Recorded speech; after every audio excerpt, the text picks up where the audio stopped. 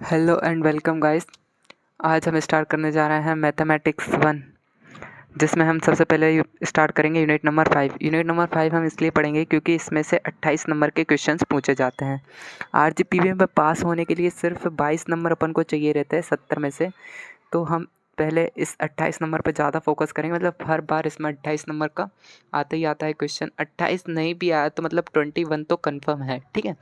तो अपन इसमें क्या करेंगे, सबसे पहले पढ़ेंगे अपन फिफ्थ यूनिट का नाम है क्या है, मैट्राइसिस, ठीक है। इसमें बहुत सारे टॉपिक्स है। सबसे पहला टॉपिक है अपन को रैंक ऑफ मैट्रिक्स। तो रैंक ऑफ मैट्रिक्स में से 7 नंबर का मतलब हर साल क्वेश्चन आता ही है, ठीक है। इसमें 2-3 फॉर्म है, वो हम आगे वीडियोस में देखेंगे।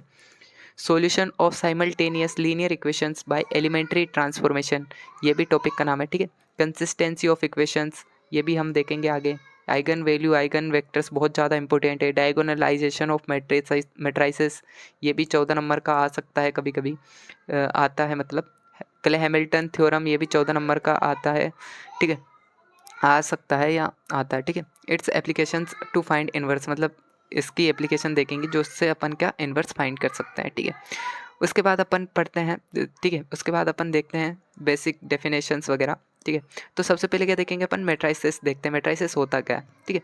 अ set of M N numbers, मतलब क्या रहता है, एक सेट रहता है। एम क्रॉस एन नंबर का क्या रहता है, एक सेट रहता है।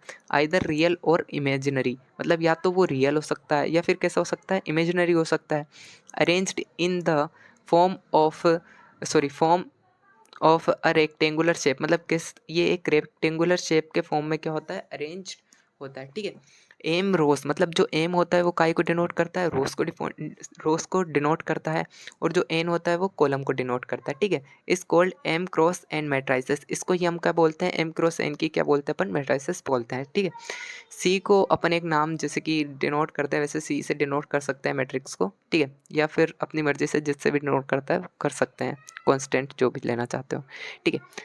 ठीक है, यहाँ पे देखते हैं अपन की मैट्रिक्स कैसे डेवलप होती है, ठीक है। सबसे पहले ये जो फर्स्ट वाला होता है इसको अपन लिखते हैं ना यहाँ पे, एम क्रॉस एन, ये 12th क्लास में आपने पढ़ा होगा। एम जो रहता है ये रोस को डिफाइन करता है, और जो एन रहता है वो काय को डिनोट करता है, कॉलम को।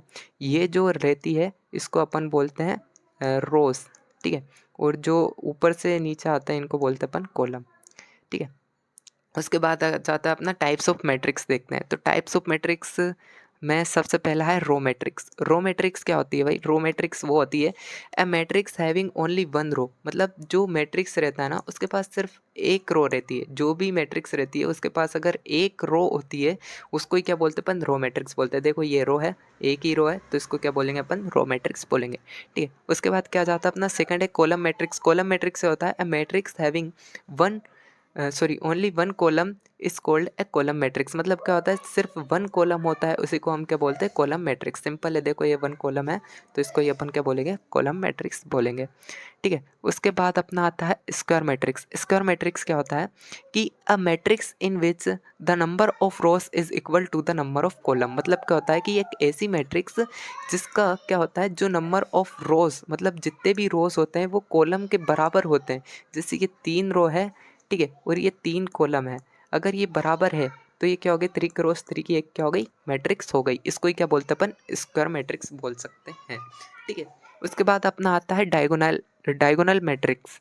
डायगोनल मैट्रिक्स क्या होता है, ए स्क्वायर मैट्रिक्स, मतलब सबसे पहले क्या होनी चाहिए, स्क्वायर मैट्रिक्स होनी चाहिए। A square matrix M cross N is called a diagonal matrix if all the element expect those in the leading diagonal are zero. समझ रहे हो, मतलब इसका कहना है कि जो भी डायगोनल को छोड़कर सारे जीरो है, मतलब देखो ये डायगोनल है, ये वाले क्या है, डायगोनल है, इन सबको छोड़ के क्या बाकी के सब जीरो हो, वही अपना क्या होता है, डायगोनल मैट्रिक्स होता है।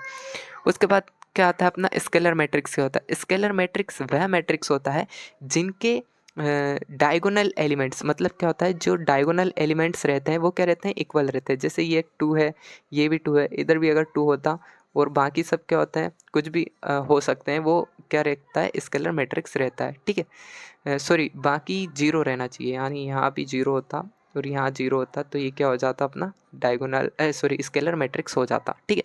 उसके बाद क्या जाता है अपना आइडेंटिटी मैट्रिक्स और यूनिट मैट्रिक्स से 12th क्लास में आपने पढ़ा होगा कि a scalar matrix A is equal to A I J M cross N is called an identity और यूनिट मैट्रिक्स। मतलब अपन इसको आइडेंटिटी और यूनिट मैट्रिक्स बोल सकते हैं जब इसका जो लीडिंग डायगोनल एलिमेंट्स रहते हैं वो क्या हो जाते हैं, 1 के बराबर। मतलब ये सारे के सारे 1 हो जाए, इनके बीच के एलिमेंट जो भी डायगोनल रहता है ना उन 1 हो जाए, उसको क्या बोलते हैं अपन, आइडेंटिटी मैट्रिक्स बोलते हैं। इसको कैसे डिनोट करते हैं अपन, आई से डिनोट कर देते हैं, ठीक है। उसके बाद अपन आते हैं नल मैट्रिक्स। नल मैट्रिक्स का सिंपल फंडा है कि ये जो भी 0 0 हो जाए ना, मतलब सब में, वही क्या होता है, नल मैट्रिक्स होता है, ठीक है।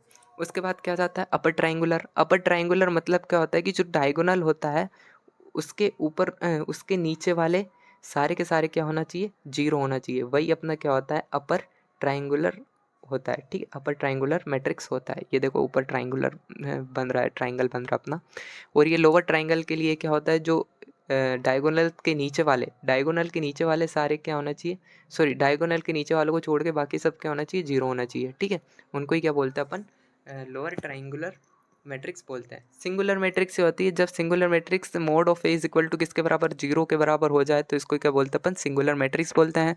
नॉन सिंगुलर मैट्रिक्स मतलब नॉट इक्वल टू 0 हो जाए, इसके बाद इसको ही क्या बोलते हैं अपन, नॉन सिंगुलर मैट्रिक्स बोलते हैं।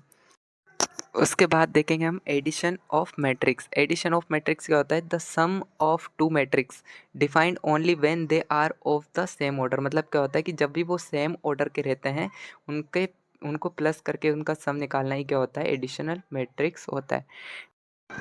ठीक है गाइस, मिलते हैं नेक्स्ट वीडियो में।